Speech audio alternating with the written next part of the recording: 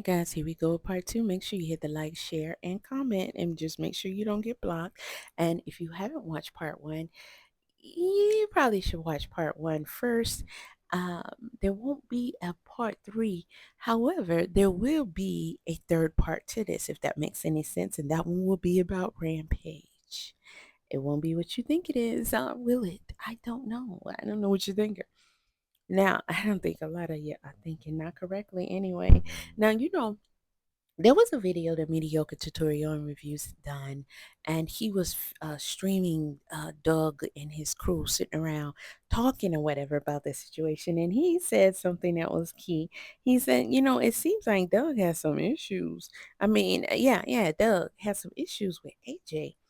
And he might be hyping it up a little bit, but the point is that Doug seems to want to place a lot of blame on A, Raja, and B, AJ.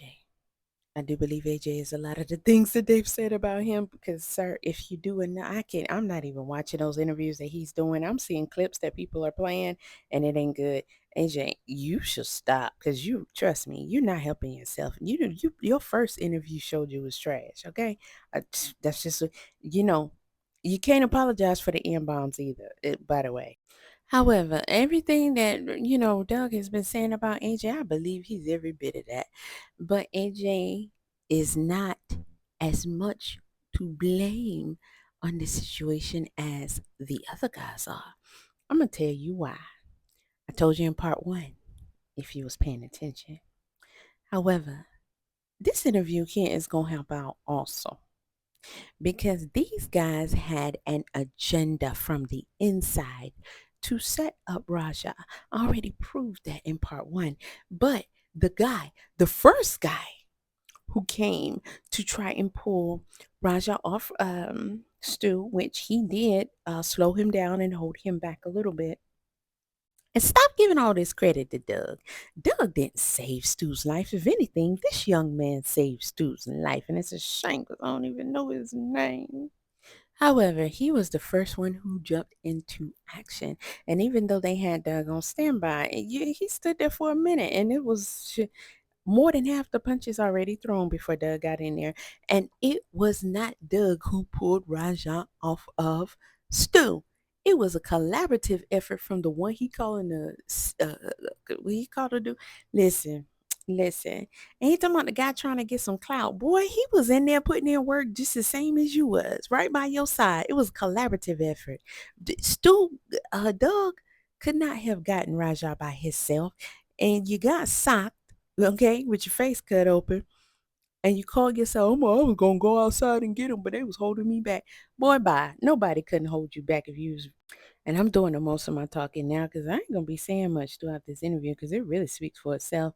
And shout out to this young man because I watched some of y'all do your podcast and you are older than me and you talked about this guy like what the fuck. He jumped in and tried to get Raja off of Stu. He was the first one to come and put his life on the line, and y'all talked about him. And then when people saying, hey, this is a kid, y'all, this is a kid. Now you're saying Raja is an adult. Okay, this guy may be 18. However, he is a kid. And of course he was scared and he still put himself out there. Yeah, and still y'all want to say Doug is the hero. He the one who saved Stu from Raja, blah, blah, blah. When it was like 4 or 5 of them total. Okay, total. And y'all was struggling, boy, you was struggling. And y'all trying to blow Doug up. It's all good. How about what you gonna do for this kid right here? Hmm? What you gonna do for this kid? And at the end of the day, you're all trash. While you're hollering for Raja to go to jail, all of you got more clout, you got more notoriety, recognition, and support from your supporters, your new supporters, than you would have ever done if none of this shit didn't happen. Even Stu came up. So you, are we keeping it real or what? Now, the guy who did this interview, excellent interviewer, excellent questions. The interview was so perfect. It was so perfect. And he is a channel by the name of Submission Radio. Hey, fun fact. Did you guys know that it was in YouTube's policy that you're not supposed to share and support other content creators? It's crazy, but yeah. Anywho, once this video airs, I will be sharing that video on my community wall. Guys, go over there and support this dude in his podcast. Support the guy, the young man in the interview, the first one who came up and, first tried to pull Raja off of Stu. Support him as well. And, y'all be chill with your crazy comments because, this is traumatizing to him. And, he says that he was injured anyway. So, y'all need to show a little bit more respect instead of that clown shit that you're doing over there. But I am on the paid advisory board for YouTube. So, I have a lot to do with a lot to lot. Ain't gonna get into all that. However, hey, I done told him that's a terrible policy. But the way that they come at you about that, it's not so easily seen. They're not gonna say this video has been removed uh, because you shared another content creator, blah blah blah blah blah blah. But they do have repercussions for everything you do, and that policy just sucks. I don't know why it's there, but hey, I am one who can have some kind of influence, so and I get paid to do it.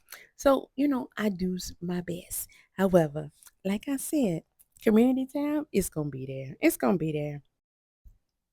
And this is the interview, guys. Um, it's not really that long. I'm gonna let a lot of it play and listen. And this is a very important and key um, bit of information that he's going to give. And this, along with part one, why y'all are saying, why is Raja not arrested? Because the police know how to do their doggone job.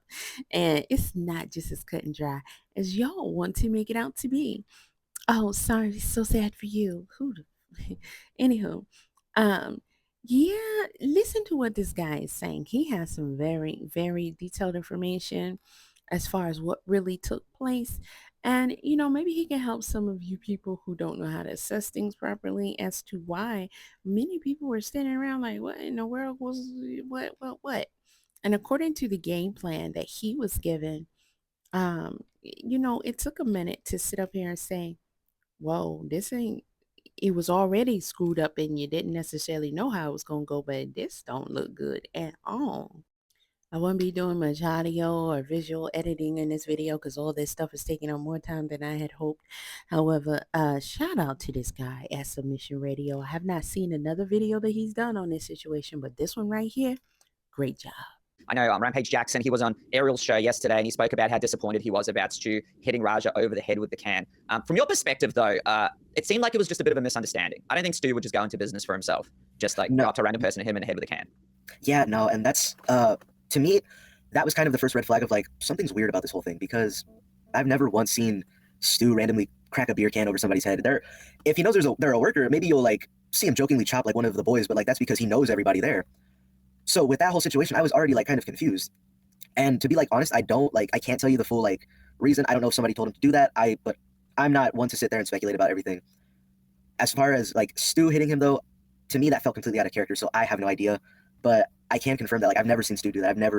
So we already start out with a smoking gun. Again, why did Stu do it? Why did Stu do it? He's even telling you that it was out of character. So you already know this was planned. Booyaka. Felt like something was off already.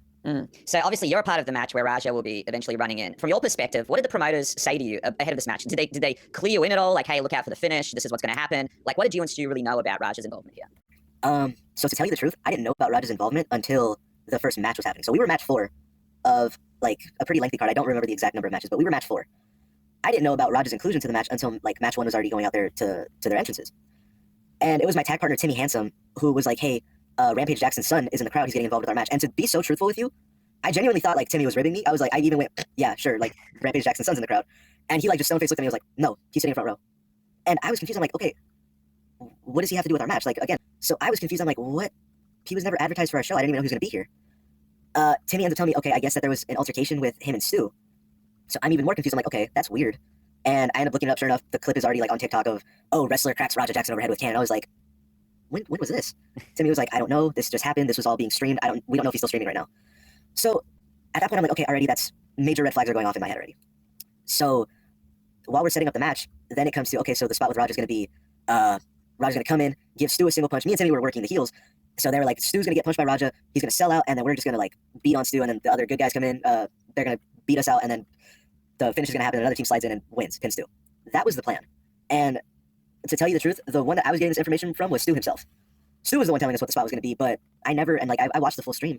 Raja was never brought backstage to talk about this with us, or like even discuss what was happening in the match with everybody in the match, which never happens. Like that's, even if it's like another wrestler doing a run-in, there have been times where that person will come backstage and they're like, okay, I'm doing this, and they'll talk to people in the match, and they're like, okay, let's go. And it goes smoothly. So this time when I'm like, Raja's not coming backstage to talk to us, everybody in the match already kind of felt off about it to begin with. Like the spot was weird, and it was just managed in a way that we were already like confused about it. So everybody was brought in on the details and stuff for Raja. Okay. You know? Yeah, usually someone would be brought into the back. You'd figure out the timing, what's going to happen, and it's also for your own safety too. You mentioned you had some issues earlier on in your run. Like you want to make sure everyone is safe and knows exactly what to do. I got to ask you, man. I want to show you this quick video of, and you would have seen this 100 times, but him and ajmana, and this moment in the back here. So when you run into his shit, you fucking give him his receipt. Remember what a receipt is? Give him that fucking receipt. Don't tag his shit. He wants to know what a receipt is. He's from the MMA world, and also it's very rare you get an outsider in and then have a veteran or someone in the back instruct them to do that. When you saw that footage back, what was your reaction? When I saw that, I very much was like, man, I was disappointed because I'm like, to me, like, it's very clear watching the stream that Raja is upset about what happened. You know, very obviously, he didn't show up to the building expecting to be hit with a beer can. And I feel it was just really like the poorest way to go about it. Like, I would understand if Raja was another wrestler. I would understand that. But this is, again, like you said, this is somebody from the MMA world. It's the equivalent of trying to bring somebody to a new country and expecting them to understand the language of that country. Like, you really can't, like, if you tell a trained fighter, like, hey, go in there, tag your shit, like, I mean, that's kind of, to me, that's kind of like, you know, you should know better, especially as somebody who has like feet in both avenues. You should know, like, okay, maybe instead of like saying like, hey, go in there, tag him, like, you should probably be like, hey, man, okay, you know, water under the bridge. I feel like trying to de-escalate the situation rather than like put in his head, like, you know what, go in there and tag him. I feel like that would have been the better avenue, as opposed to telling this guy who, again, isn't a pro wrestler, hey, go get your receipt. So I was more disappointed about that, you know, because I feel like it was such an easy way to try and de-escalate the situation, and that wasn't taken. AJ, it don't get no more simpler than that, and you should have just owned it. If you would have owned it, you would have been received a lot differently, but you have yet, that I have heard, to own it. Oh. I spoke to him. I've only had one conversation with him since everything. I had drove to the hospital the night it had happened. It was me and like a couple other wrestlers were there, and I saw AJ for like maybe a minute or two there, and I had one conversation with him. And it was one of the older wrestlers had like pulled me aside and was like, what was the spot even supposed to be? So I'm telling him like, okay, Raja was supposed to come up, punch Stu, sell to us, and we like work heat on him. And AJ like walked over and he was like, wait, what was the spot? So I explained it again. And AJ tells me like, well, I'm not sure if I can swear, but he was like, what the F is a pro wrestler doing in the ring with an MMA fighter? That makes no sense. And to me, I was like, yeah, I know. I was 2 feet away from it. I know it doesn't make sense. That's why I was uncomfortable with the spot to begin with. And then after that, like, he just went, and he walked away on the phone with somebody. And then after that, I haven't seen him. You know that this spot is supposed to happen, and now you've realized that it's gone completely the wrong way. You're also understanding that, you know, Raja, you know, he's a skilled fighter and he's very aggressive. And here you are, you're about to break it up. What is happening in your mind right now as this is sort of unfolding in front of you? So, like, the reason I was outside of the ring was because, and I hate bringing this up because it feels like an excuse. And, like, I personally hate, like, thinking, like, oh, you know, I was limited because of this. But, like, I hurt my arm, like, in the middle of the match. So when I went outside, I wasn't selling. I was like, okay, let me make sure my arm's good so I can continue this match and we can just go home and be done. And the reason I keep peeking over in the video is because I'm like, oh, Raja missed the spot. I guess we're not doing the spot anymore. Then the music kicked in, and I'm still like trying to fix this arm, and I'm like, okay, I hear the music, and I'm like, what's happening? And by the time I looked up, Stu's in the air. And like, truthfully, I froze in that moment because I was like, what is happening here? I see Stu's arms like hit, and I was like, to me, I'm thinking like, I've seen Stu bump like tens of thousands of times already. That was an odd bump. So I'm like, okay, maybe they called something that was supposed to happen. Because again, it's a huge game of telephone about this whole spot. Yeah. So I see Stu go down, and then I see the first couple of punches. It was only until I saw Stu's head shift one way and blood shoot that I was like, oh, he's really wailing on him. So that's when I froze, but my main thing was I need to get him off of Stu, or at least attempt to get him off Stu. So that's when I got in right there. What was that moment like for you? I mean, I think it's fairly apparent. I was like terrified because I'm looking at Stu and I'm like, dude, he really is messed up right now. But my second thought was, okay, I need to try to get him off. And when I lost grip the first time, that's why I was like, dude, come on. That's why when I hooked him under the arm, I was like, I can't grab him with this arm. Maybe I can try and do something to get him off, or like stall him or something. And that's why I hook him under, because I'm like, I'm gonna have a better grip here. When he started turning towards me, truthfully, I was already like, he's gonna start wailing on me. So I was already like, all right, well, I guess I'm gonna have to either like just get my hands up or try and like hope somebody's gonna hop in the ring. That's when Doug came in, and right off the bat, I was confused by Doug was there because he had just wrestled. But I was like, okay, thank God Doug is here, because I mean, again, truthfully, I like I said, I had 2 previous concussions back in 2022. if Raja had got the chance, I probably wouldn't have survived those shots. Like, I know that. And that's why when Doug came in, I was like, thank God Doug's here. So when Doug got him, I've seen Doug wrestle before. I know Doug is a tank, dude. I get it. You're selling, but wrestling is, what they did in high school. This is not even real. You talking about he a tank into some fake rest. Okay. Got him. Then I saw the rest of the roster come in, and I was like, okay, they got Stu. I mean, they got Raja. I was like, we need to get Stu out of here. And that's why, like, I do want to say, like, everybody else in the match that froze and people that are like, oh, why didn't X person do this or that? I understand where those people are coming from, but at the same time, it's harder to process something when you're seeing like somebody that's a coach or a mentor or like an uncle to you. When it's happening to that person in that moment, it's the way I view it was like it's way harder to process than just some random person getting beat up in front of a bar, you know? Mm. But to me in that moment, I was terrified. I was like, dude, this guy is wailing on Stu. He's probably going to turn around and wail on me if I try to get him. But I was like, you know what? I just need to get him off Stu because I don't know if Stu. At this point, I'm personally like, I don't know if Stu's even breathing anymore. I know for a fact Stu's not going to be able to take any more of these punches. So that was my mentality of I need to try and get him off. And thankfully, again, I can't give him his flowers enough, but Doug stepping in was he saved Stu 100%. Him. No, no one is giving you your flowers enough, young man. Shout out to you for jumping into action. The other guy with the face paint, Grimley, with the chicken bag, and another talent, Ray Rico, also stepped in there. You know, I also want to give those guys their flowers because they were quick on it too. You know. Yeah, but I feel like you don't give yourself enough credit, man. Like you stepped in, you had a hurt arm, and I think, have you had a chance to reflect now that Stu is doing better? Have you had a chance to reflect and give yourself a little bit of credit for at least stepping in that moment? Because I think you stepping in that moment, if everyone that reviewed the footage, I mean, that was a massive game changer. I think that was the key moment that allowed the Epic to come in, and thankfully Stu's doing better. Have you had a chance to at least give yourself a little bit of credit for this? I mean, truthfully, I've tried to. I've had like friends or family like tell me like, dude, you like that was a ballsy thing to do to step in there because this is like actual like trained fighter who's not pulling any of his punches and is just going to town seeing red. They've tried to give me credit. Me personally, I very much don't give myself a ton of credit, but I think that's just like the self-deprecation in me talking of like, oh, well, why didn't you get in sooner? Why didn't you do this? Why didn't you do that?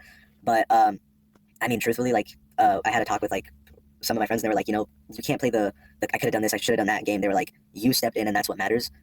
And like, even talking with people that are closest to, they were like, no, you stepping in changed a lot. Like they were like, truthfully, that means a lot.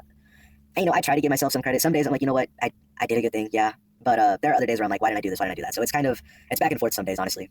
Well, dude, I want to tell you that I think you deserve a lot of credit. You need to be kind to yourself. Don't be hard on yourself, man. What you did was really, really impressive. Doug told me you were getting a little bit of hate on social media or something. Like, talk to me. Like, what has this period been like for you? I know it hasn't been easy. Yeah, I definitely, I got some hate like the first couple of days, like fresh off the incident. I saw a lot of people like, oh, why didn't this guy do more? Why didn't he do this? Why didn't y'all do it? You need to be ashamed of yourselves. On one of the promos I previously posted where it was like, my thoughts on this match. Yeah. Somebody commented, what were your thoughts about Raja? And I turned my phone off after that because I was like, it's going to start. I was like, this is already going to start like snowballing into like people DMing me or people tagging me and stuff. And it did, like, there was a comment one day, like, where I commented under Stu's post. I was like, we love you, Stu, and we're backing you. And some guy was like, oh, if you really did, you would have tried harder to pull Raja off. And I was like, my God, man.